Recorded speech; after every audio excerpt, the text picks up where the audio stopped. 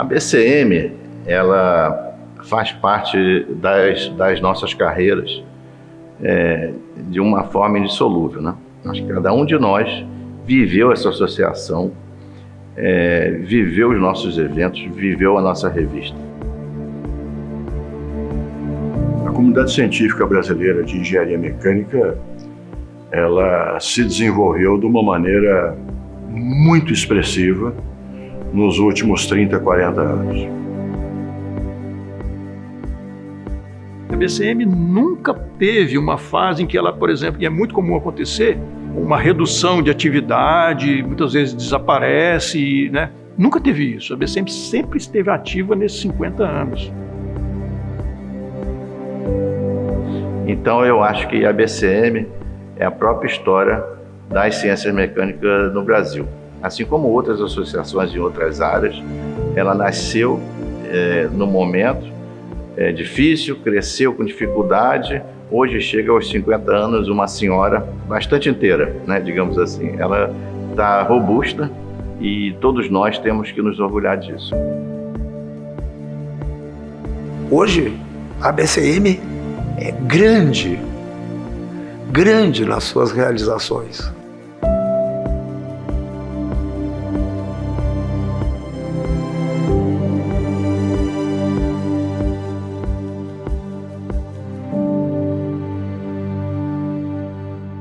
Eu era estudante de engenharia, estava no 8º semestre, e vi na Folha da Tarde uma notícia sobre um tal COBEM que ia acontecer no Rio de Janeiro. De 1975 foi o terceiro COBEM, mas na verdade o primeiro COBEM com este nome. Me inscrevi. Lá conheci uns caras bacanas como o Luiz Bevilacqua, o Sidney Stuckenbrook, o Solis Segenreich. São as pessoas assim que eu conheci. O professor Mansur também. Eu participei de tudo, inclusive da Assembleia. Me disseram que eu podia, né? E vi a posse do Nelson Bach. Aquele COBEM mudou a minha vida. Eu conheci a BCM pela primeira vez, eu era aluno do curso de Engenharia Mecânica da UFRJ. Em 1978 tive essa grande oportunidade de ter aula com um grande cientista chamado Luiz Bevilacqua. O professor Luiz Bevilacqua dava o curso de Mecânica 1, e foi quando pela primeira vez eu ouvi falar da BCM e ouvi falar também dos eventos da BCM que estavam se iniciando. E eu, mais que depressa, já me planejei para participar da próxima edição do COBEM, que ocorreu em 1979 na Unicamp. A Unicamp ainda em implantação e presidido pelo professor Hans Ingo Weber. Eu fui acolhido na Universidade Federal de Uberlândia por professores mais antigos e mais experientes do que eu, que tinham uma história na ABCM.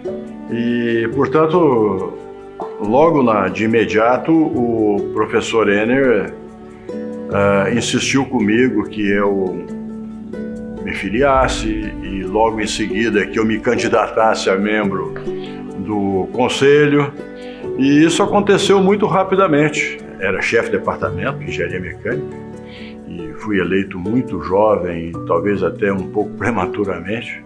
E viemos uma grande delegação ao COBEM 81. Quando nós pleiteamos que o COBEM 83 fosse em Uberlândia. E foi assim um marco importante, né, para a engenharia mecânica da Universidade Federal de Uberlândia. Foi importante para a consolidação, né, da pós-graduação, que veio logo depois com a criação do mestrado em 1985. Então eu, como aluno de graduação, tive já o prazer, a oportunidade de ajudar na organização, de acompanhar tudo que estava acontecendo, a liderança, né, desse trabalho, na época pelo professor Walder, professor Lepori e outros colegas que estavam lá, né, muito ligados à BCM. Olha só, 2 anos depois, em 1985, foi o ITA que sediou o COBEM e eu estava lá como aluno de pós-graduação. Então eu acompanhei também, né, e participei desses dois eventos, primeiro como aluno de graduação e depois como aluno de mestrado e pós-graduação em Uberlândia e em São José dos Campos. Sim, eu me formei em 83, em Engenharia Mecânica e Nuclear. Em 84, a gente já tinha um trabalho submetido para um evento que era vinculado à ABCM. Em 1985, então, surge a oportunidade, num trabalho com o professor Sérgio Meller, da gente apresentar, era um loop com circulação natural, não é? E aí eu fui apresentar esse trabalho no ITA, então foi o meu primeiro COBEM. E o primeiro COBEM a gente não esquece, não é? E, inclusive, quando eu tomei posse em 2009, eu levei os anais e mostrei para todo mundo, era aquele livro, né? E eu mostrei, olha, isso aqui é o meu primeiro COBEM e fica uma marca, né, na nossa vida, né? Quando você começa a ter contato com a ABCM, ver a qualidade dos trabalhos realizados, a seriedade, você ter aquele sentimento de participar, não é, de uma comunidade científica, né? Eu cheguei na ABCM, eu acho que foi o primeiro ou segundo congresso que eu fui, eu não lembro se foi em City, em Copacabana. Eu estava passando na frente do stand da ABCM e de repente eu parei lá, comecei a conversar com o professor, falou que ele era o presidente da ABCM. Eu falei, nossa, essa associação é legal, o presidente vem falar com um aluno, né? E a partir daí eu resolvi participar da ABCM e desde então eu estou na ABCM.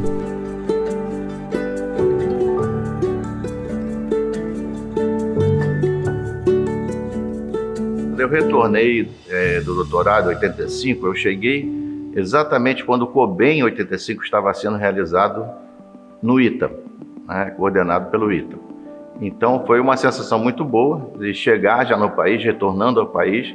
Eu voltei para ser professor do ITA e tive essa oportunidade de ter um COBEM à minha espera, né?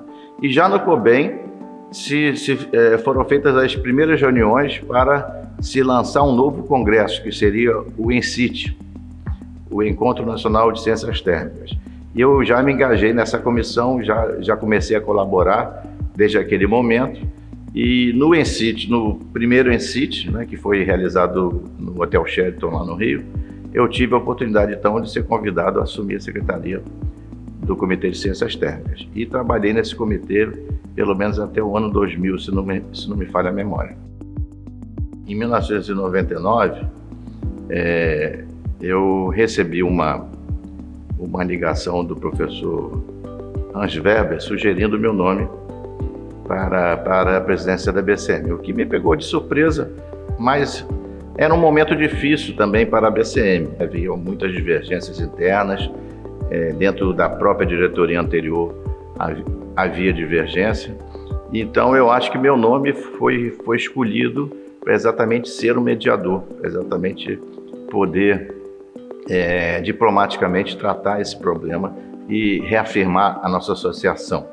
Então aquele momento foi importante, a única condição que eu coloquei foi de ser presidente por um único mandato. Qualquer fracasso financeiro de gestão num determinado evento trazia um grande problema para a associação, a gente sofria oscilações. Então era isso que era a nossa maior preocupação, ter um maior controle sobre os eventos, um guia de realização de eventos. Criou-se o CONEM para dar uma maior relevância ao evento Norte-Nordeste. E uma coisa dos colegas do Norte-Nordeste que eu observava era aquela coisa assim, aquele carinho que eles tinham por aquele evento. Não, esse evento aqui é do Norte-Nordeste.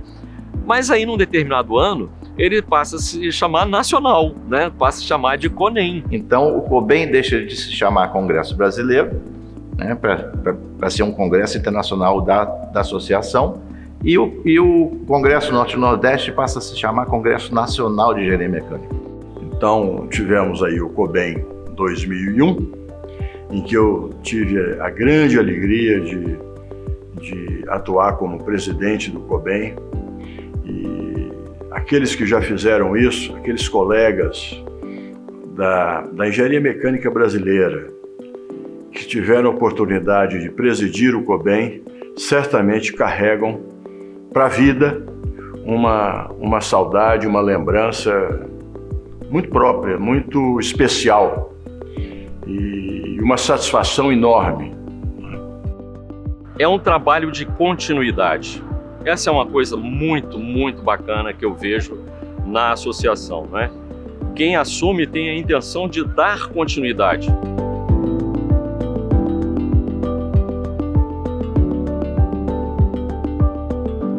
O professor Leonardo, ao final do meu mandato, manifestou um desejo muito sincero e profundo de assumir a presidência para fechar a carreira dele, de certa forma, né? O nome do professor Leonardo sempre era um nome muito lembrado. Inclusive, sabe-se que quando ele foi editor da RBCM, ele pessoalmente lia os artigos. Ele era muito cuidadoso com aquilo que se publicava nos veículos da BCM. Ele tinha uma situação de saúde séria, né, que ele tinha que cuidar, né? Mas era um cérebro ali maravilhoso e uma firmeza. Eu acho que o Leonardo estabeleceu a forma que nós, presidentes que sucedemos a ele, conduzimos a ABCM. A seriedade que eu sempre observei na nossa associação, ela personifica ali no Leonardo e na forma, né, que ele fez as coisas. Com essa importância dada aos comitês e mais uma série de outras ações que a gente costuma manter, né? Que eu vejo no Gerhard Ribatsky, no Domingos Rádio, manterem esse tipo de conduta que eu, de certa maneira, também mantive. Eu olho para o Leonardo, né? Quando me convenceram a me candidatar a uma chapa em que eu ocuparia a presidência para substituir o professor Leonardo Goldstein, inicialmente eu fiquei honrado com a lembrança do meu nome, mas preocupado com a responsabilidade. E com o Walder, eu vejo ali uma preocupação assim, da relação com as associações, né, com outras associações no país, no exterior, né?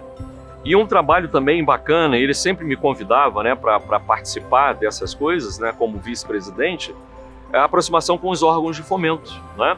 Nós fizemos algumas coisas interessantes que acabaram se perdurando. Por exemplo, o boletim informativo da BCM foi criado naquela época. E a BCM foi convidada a participar de um evento de um significado que extrapola muito a nossa associação. Nós somos convidados a acompanhar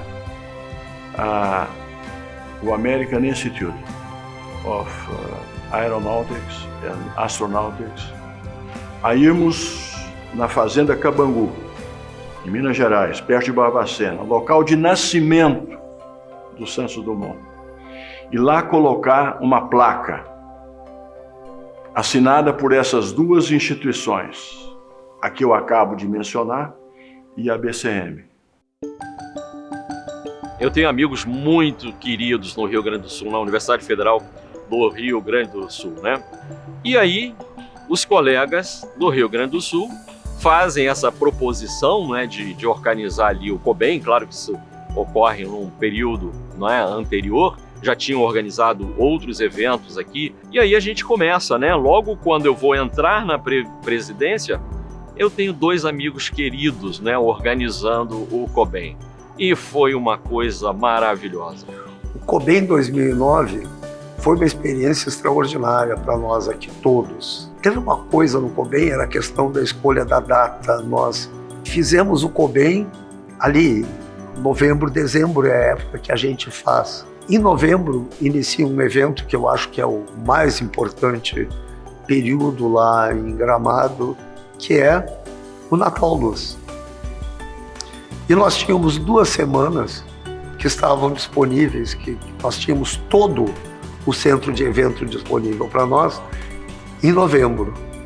Uma semana imediatamente antes de começar o Natal Luz e na primeira semana do Natal Luz.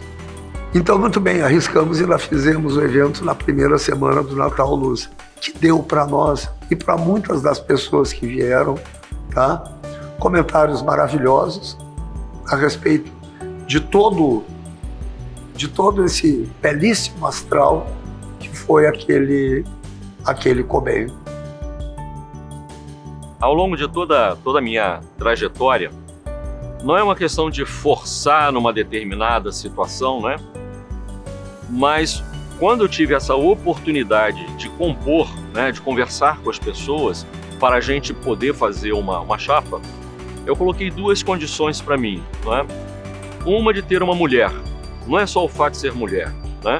É uma pessoa extremamente competente, né? Era isso que a gente estava buscando, reconhecida na sua atuação, também com esse interesse, né, de trabalhar para o bem, né, da comunidade. E a gente teve aí o privilégio, né, de ter a Maria Laura, né, da UF, participando da diretoria. Outra condição que eu coloquei é a questão dos jovens, o envolvimento dos jovens na associação.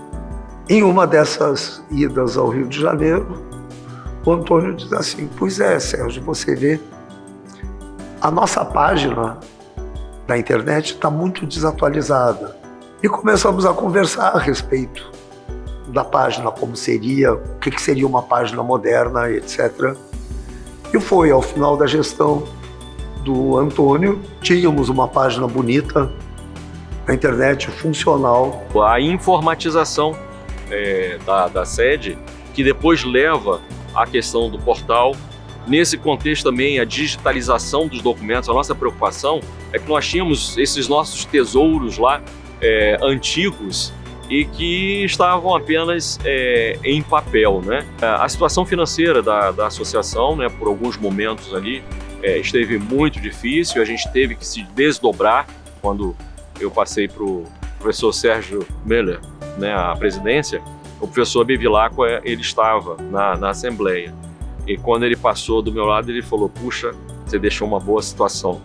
Então isso para mim foi assim, um orgulho, né, da gente ter superado ali, revertido uma situação difícil. E eu fiz uma brincadeira com ele, com o professor Sérgio Meller, recentemente, né, que é o seguinte: olha, nós pagamos as contas do COBEM e você ficou aí com as receitas do COBEM, né? Aquela imagem que muita gente usa, né, do corredor com revezamento, que vai passando do bastão para o outro que continua correndo, e que aquele que chegar na frente, todos ganharam a corrida. E daí eu comecei a pensar, São Carlos nunca organizou um COBEM. Daí eu conversei com alguns colegas, eles gostaram da ideia, e acho que a partir daí a gente tomou a frente e resolveu organizar. Era um grupo de docentes relativamente jovens, acho que a maioria tinha sido contratado com menos de 5, 6 anos de USP, e a gente tomou a frente e acabou organizando o evento, que foi uma experiência bastante prazerosa. Inicialmente a ideia era fazer em São Carlos, mas São Carlos realmente não comportava, e aí organizamos o COBEM em Ribeirão Preto. E o jantar foi memorável, né? O jantar no Museu da TAM, no meio dos aviões, foi algo bastante legal. No COBEM em 2009, nós já tínhamos sentido a dificuldade que tinha nessa questão do sistema de eventos. Tá? Nós contratávamos o sistema de eventos de uma empresa de eventos. Eles eram extremamente competentes, mas prestavam um serviço. Era um percentual extremamente significativo da receita das inscrições do evento. E na diretoria nós chegamos à conclusão, nossa meta é termos um sistema de eventos que seja da ABCM, propriedade da ABCM.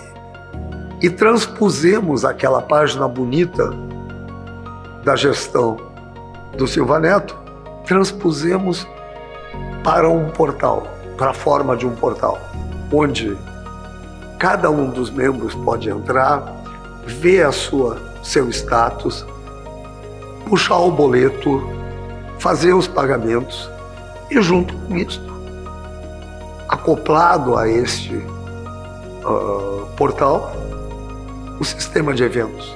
E hoje não se imagina, a gente não consegue nem imaginar um evento da BCM que não tenha esse processo de gerenciamento informatizado, né?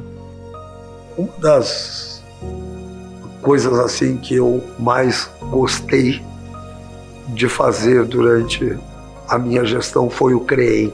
A gente define esse evento como o evento promovido pela BCM, mas organizado pelos estudantes para os estudantes.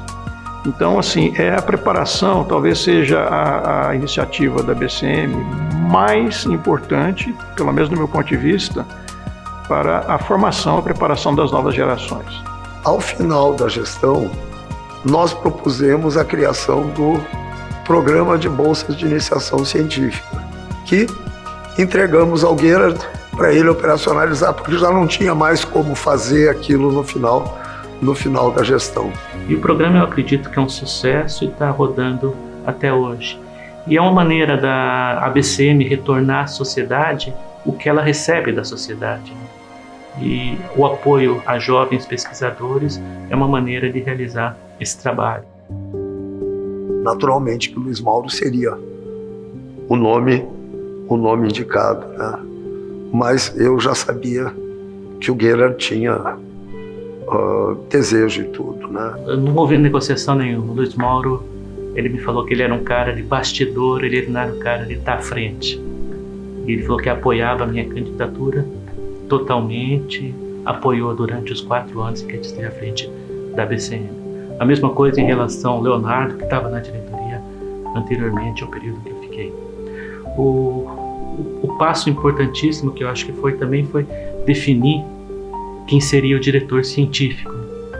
Mas imediatamente me veio o nome do professor Domingos Ratti, que posteriormente se tornou presidente da BCM após o término do mandato. Isso mudou tudo para mim, né? Primeiro porque você passa a entender melhor.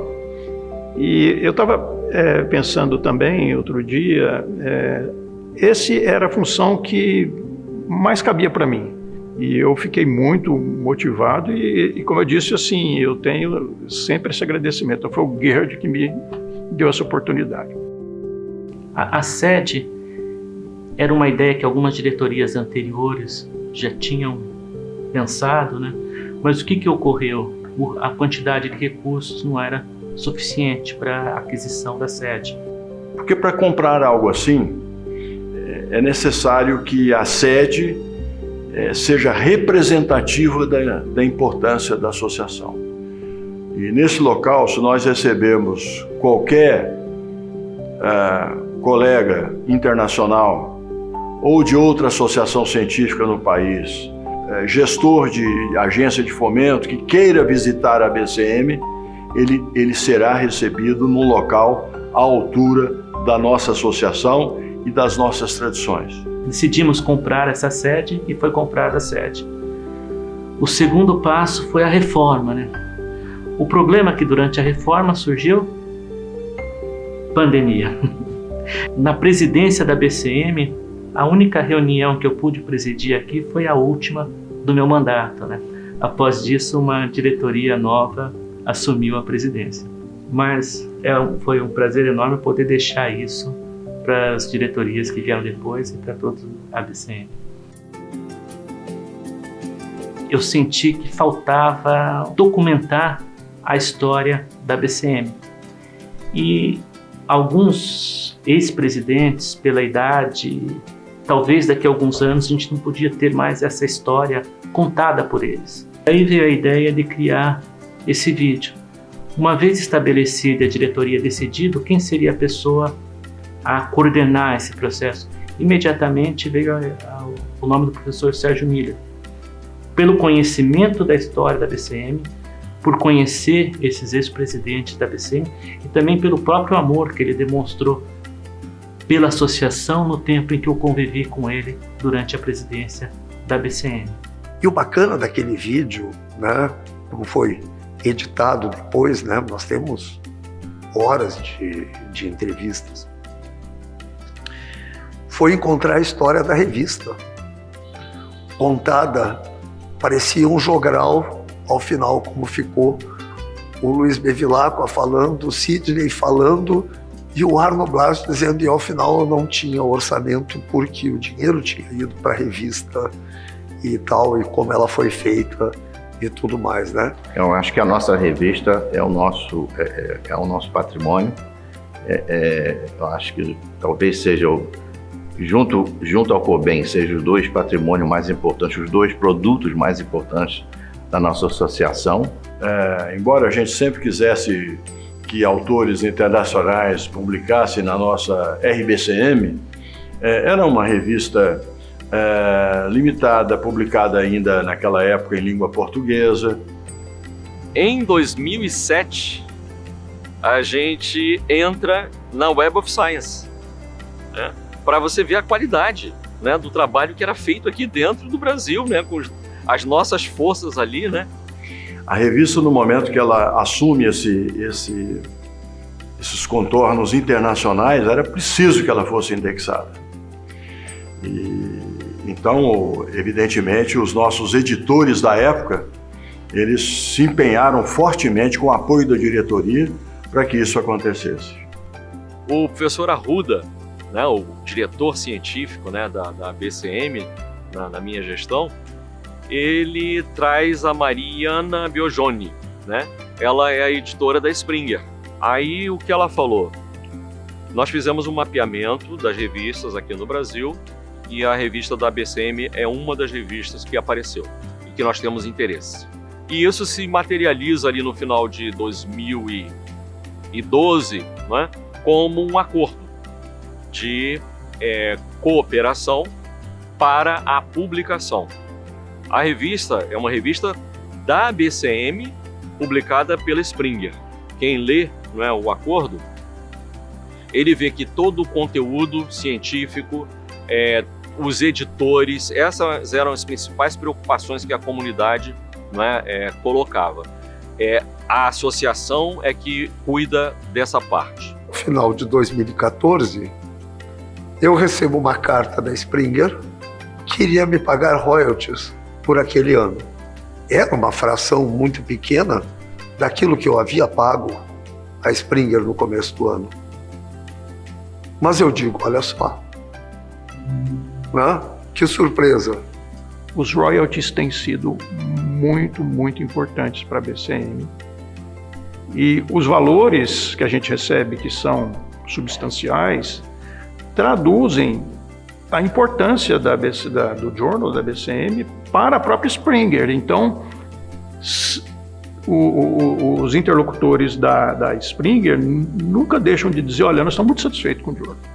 E isso se deve muito ao trabalho primoroso dos nossos editores que nós temos tido aqui ao longo dos anos.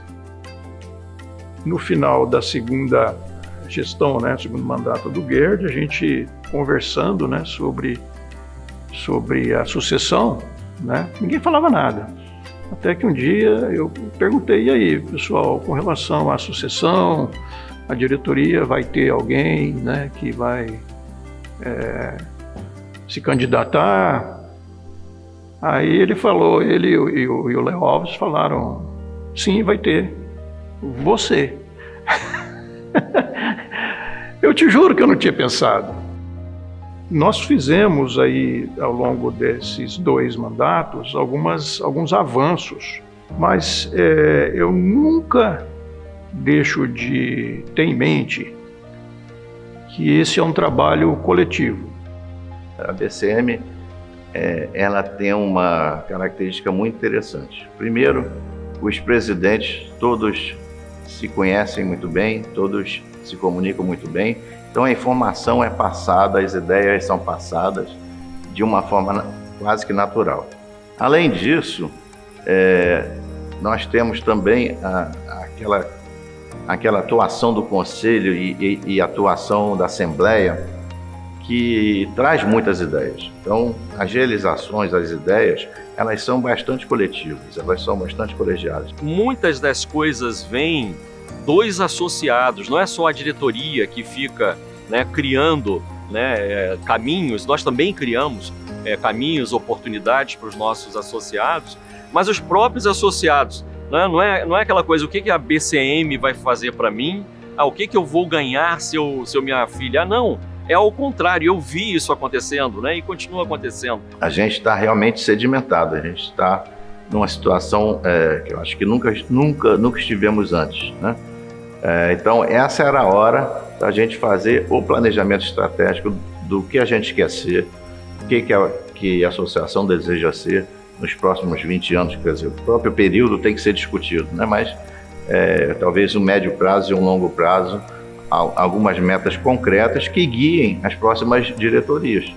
Que a BCM precisava e precisa ainda avançar numa reforma substancial do Estatuto.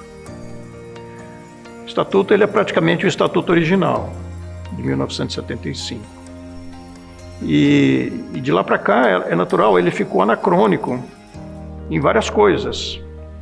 Então, eu estou anunciando, é claro que isso já foi aprovado no Conselho, mas nessa gestão, na finalização dessa gestão, nós estamos com uma proposta já pronta de uma reforma do Estatuto. A BCM, ela deveria ter um número de membros, de associados, muito maior do que nós temos hoje. Porque nós temos cursos de graduação e pós-graduação espalhados pelo Brasil inteiro. Nós temos empresas de engenharia, grandes empresas, médias empresas, que usam os nossos egressos no Brasil inteiro. Portanto, o nosso tamanho em termos de número de associados ainda não espelha o potencial que a associação tem aqui no Brasil. A nossa missão aqui na BCM está cumprida já.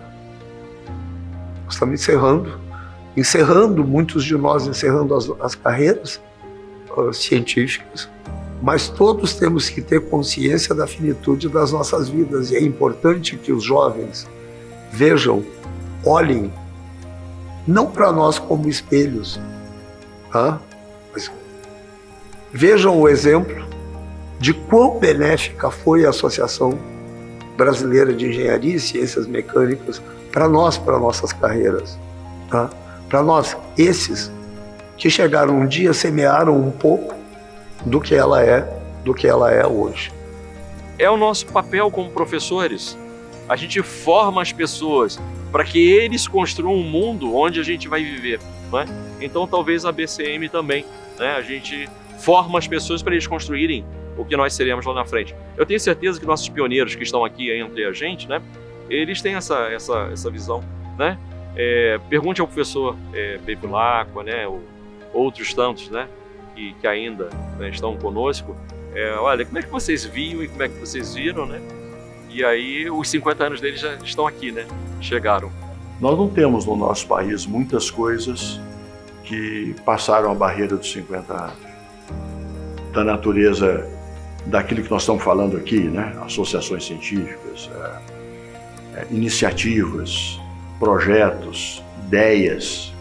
E a BCM é algo que ultrapassou muito bem a barreira dos 50 anos.